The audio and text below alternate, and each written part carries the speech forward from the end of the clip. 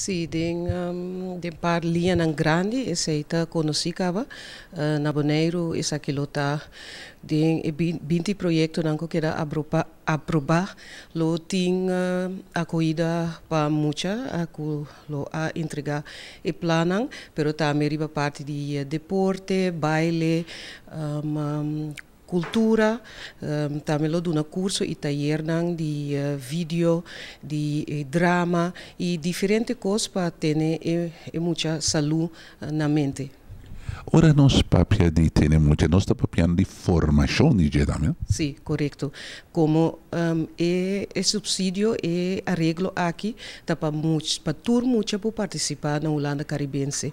Para sombra botinha parte não também de maior não não tem suficiente sem para muito não para participar de deporte ou fazer muziekles, algo assim e Jette Kleinsma, secretária da Hanha, que é importante para tur muito para participar da comunidade. Is dat een project eenmalig of cada año governo holandês lo pone €1 miljoen disponível? Em princípio, está projeto para 5 anos e por ano de novo, lo bem é momento que o gente não pode aplicar para o subsídio aqui.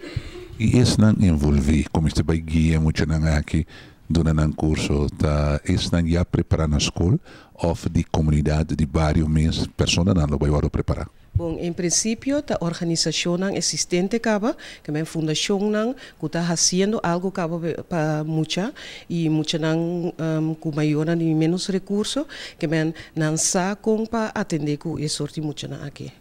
Para terminar, Sr. Vengaleros, nós papia família pessoas com menos recursos, a quantidade de cifra está alta na Bonaire?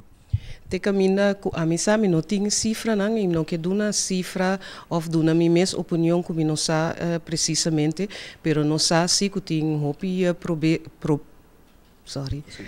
Que tem hopi necessidade? Sim, tem hopi necessidade na Bonaire e tá pensei netamente a binco e subsídio aqui para tur mucha por participar para sombra mucha não to nos futuro nos necessário para não ter bom base. Uma pergunta para terminar de verdade, agora que a organização com a ordem para motivo de conteúdo, etc. Você como instância, lo vai ajudar se não quer terminar de marca, no sentido de botar conteúdo de petição?